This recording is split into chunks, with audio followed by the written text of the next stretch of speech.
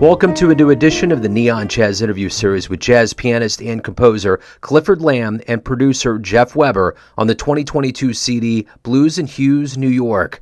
They open up about this series of albums that will explore the intersection of blues and jazz in cities across America. The first stop is the mecca of jazz on earth, New York City. Their next stop is Chicago. This album is written with an A-plus team of jazz stars from the Big Apple. Bassist Christian McBride, trumpeter Jeremy Pelt, drummer Carl Allen, and saxophonist Wayne Escoffery, creating an introspective homage to a city that never sleeps. We cover this and other projects, along with much more. Enjoy this interview. Gentlemen, thank you for taking some time out today for the show. I'm looking forward to talking about the album, so I appreciate it. This is one in a series. This is our fifth in a series, in which the next one is happening later this year in Chicago. So the New York was a lot of homage to Duke Ellington's great work in New York. What I did was merge two pieces in the style that I've developed along with Jeffrey for the mashup. What we do is we bring some of the issues of the day in New York through the lens of somebody like Duke Ellington, and by doing that, I was able to bring out songs that were germane to New York in my own style.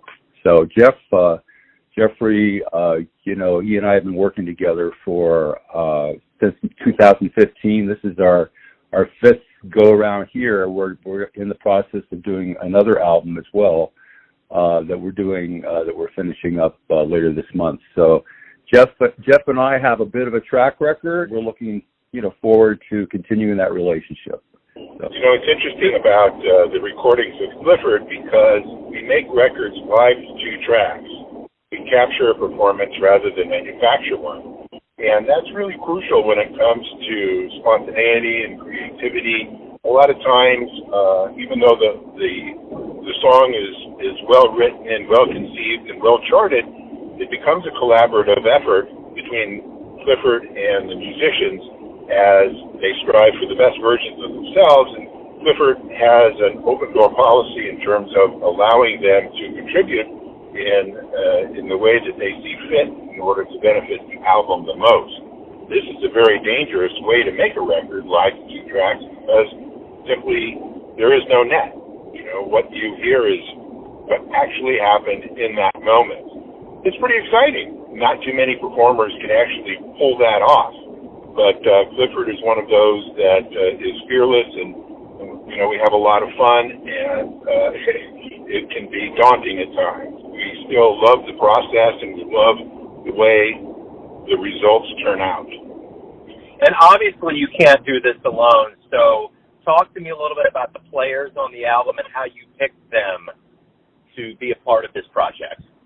Well, Jeffrey sort of took my cue. I mean, we would go back and forth. I would listen to certain people, and Wayne Escoffery came to my attention, as well as Jeremy Pelt and Carl Allen, and of course Christian McBride. I mean, we went back and forth with them, and of course, then there is the process of procuring those players, which has its own set of challenges. Scheduling is always a juggling act because Clifford has his own schedule.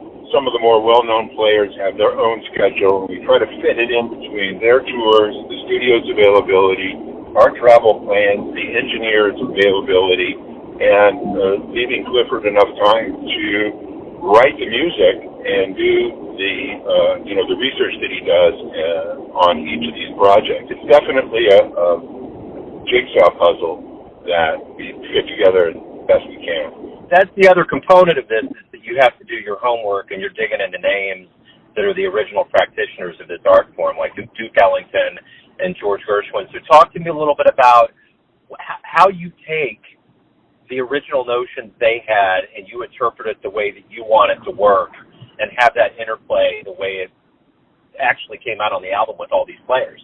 That's an interesting question, and there's many ways to answer that, so I'll just keep it simple.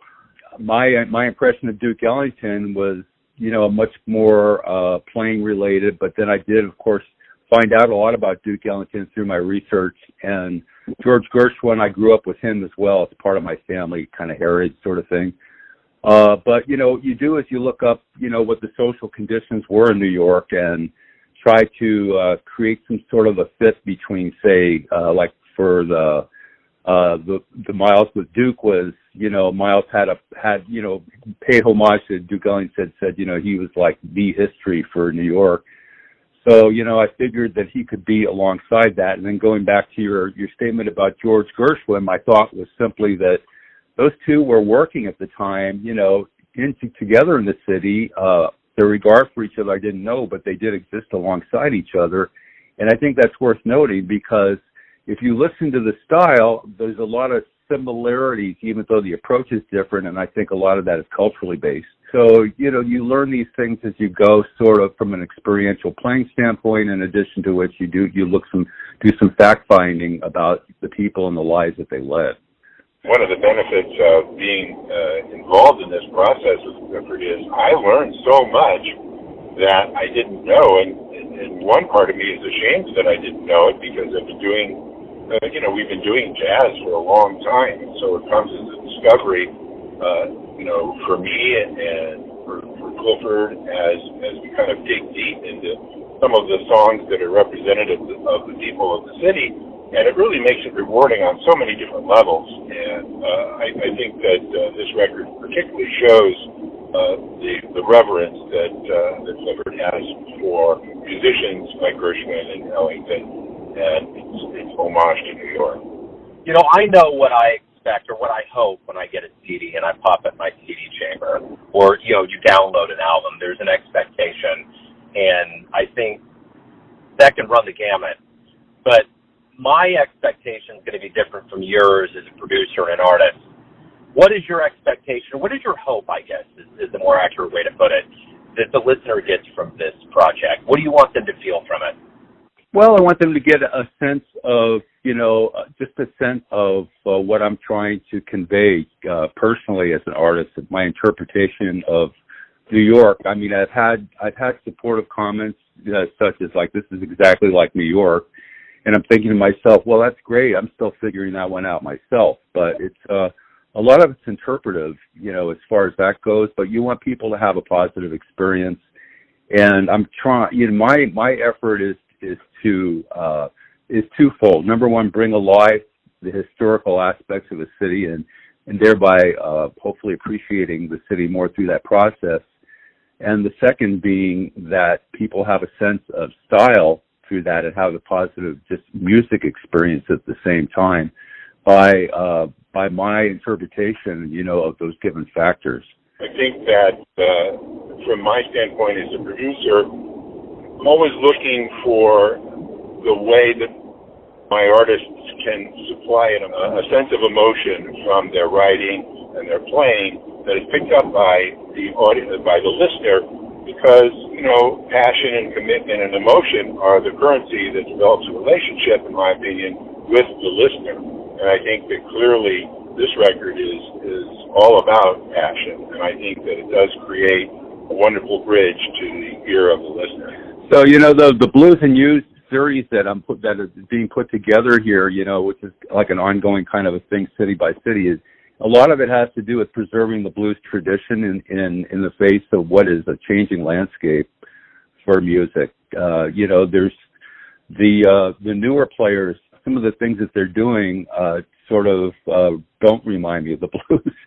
And by combining different tunes and creating a larger experience, my hope is that people will continue to see blues as a viable, listenable art form that they'll continue to gravitate to. So that's, by me combining tunes, that's sort of like the old-fashioned version of people, I guess, cutting and pasting on their computer. Well, the other thing about this is being a series, and then even just having subsequent albums, you always grow with each one. What kind of growth have you gone through with this album that's going to make you maybe approach the next one in a different way or evolve into a stronger organism on the next recording?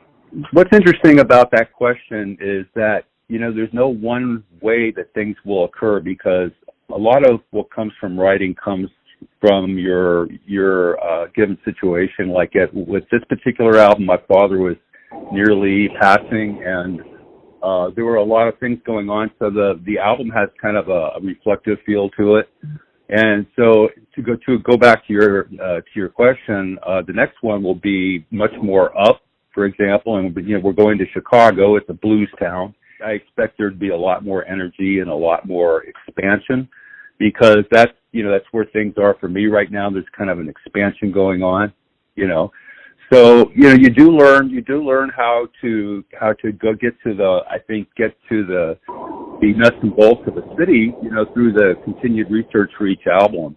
So I think I'm hoping to discover more and more interesting things as I research for each city. Chicago is really interesting because there are quite a few blues-only record labels, the most prominent of which is Alligator Records, and such a rich history in the blues.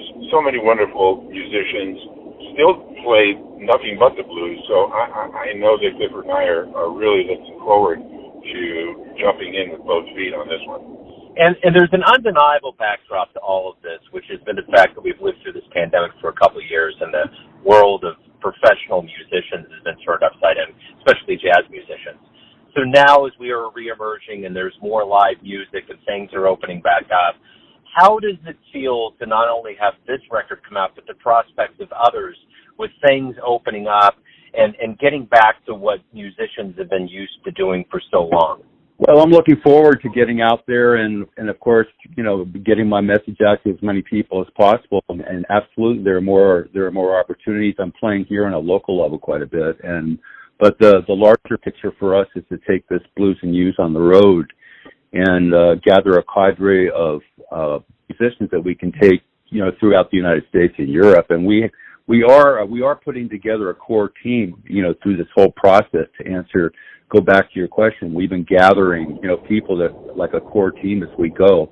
We have a core team of musicians that are not just, there for the enjoyment and, to act as professional musicians, but they actually feel that this project is something that they want to take part in and just beyond the professional part of it.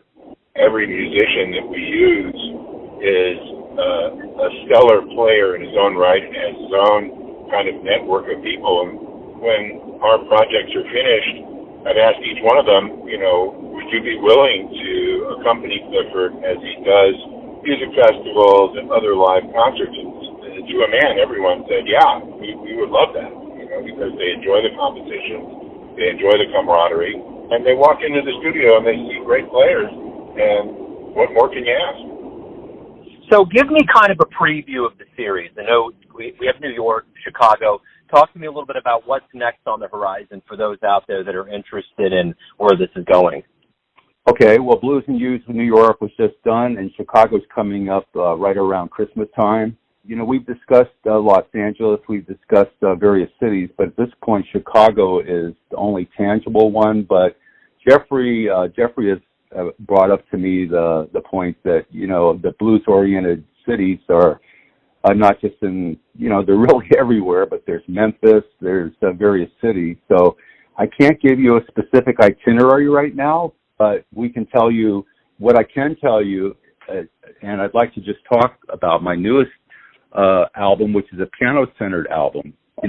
It's called Ancestral Streams, and that's the one that we're doing this month, and it's a piano trio-centric album, which will, it's my interpretation of different jazz masters like McCoy Tyner, Herbie Hancock, Bill Evans, some Art Tatum in there. So each one, I'm going to be writing something, and in a couple of places playing standards that are reflective of their style done in my interpretation. And so the listening public, it's my hope that they are more aware of what I do just as a piano player, because truth be told, Blues and Hues is a production kind of a concept. It's not about Clifford Lamb on the piano. It's about a production that Clifford Lamb does for the reasons that we've been talking about, namely, to explore each city and do that, with the most effective musicians that it makes sense to do it at a given time. For New York and hopefully Chicago, we did another Blues and Hues record in New Orleans during the pandemic, which was fascinating. And we had a record called Blues and Hues, which kind of initiated the concept. This particular record, Ancestral Screams, is kind of a departure from that concept, allowing Clifford to explore what he does. And I think it's a great refresher, and it allows him to kind of just move forward with all aspects of his career. So for everyone out there listening to this that's curious about this album and the next one, where can they pick it up? Where's the best place for them to buy it? I mean, I think that's the thing that we've learned over this pandemic. There's as we reemerge, there's places that you can get this that's more ideal. Where can they stream it? And find out about live shows and anything else that's going on in your world. Right. There's the website is cliffordlamb.com to find out what's going on at a given time. There's, press releases, different gigs that are happening locally, so on and so forth. As far as the record is concerned, it's available through DistroKid on all the platforms, all the digital platforms. So they're definitely available there. I seem to have be part of the vinyl revival because I've seen my name pop up in record stores, vinyl record stores, and CDs. Unbeknownst to me, I guess, people are selling my CDs at, for a premium at different record stores, which are starting to pop up a little bit. Aside from that, though, the digital platforms and, of course, through my website is the way to get the album. The Clifford's records are available in addition to his website in more than 150 plus e-retailers around the world. So there's never a problem. Jazz is alive and well, gentlemen. Thank you for taking some time out, Clifford, Jeff. I really appreciate it. Good luck with Chicago. And, hopefully you guys make it to Kansas City. We've had a history of the blues here. Hey, it's so funny you should say that because that city did come up, and now you're going to add to that mix. We're looking forward to seeing you over there sometime. Yeah, totally. Yeah, and you gotta get the barbecue. You gotta feel the ambiance. We got some good stuff going on here. Now you're talking. Okay, that's great, Joe. I absolutely accept. I love it. Gentlemen, thank you again, and good luck with everything. Thanks for listening and tuning in to another Neon Jazz interview, where we give you a bit of insight into the finest players and minds in New York City, Chicago, Kansas City, and spots all over the world, giving fans all that jazz. Thanks to both Clifford and Jeff for their time, music, and their story. If you want to hear more interviews, go to Famous Interviews with Joe Domino in the iTunes Store. Visit neonjazz at youtube.com, and for everything Neon Jazz, go to the neonjazz.blogspot.com. Until next time, enjoy the jazz, my friends.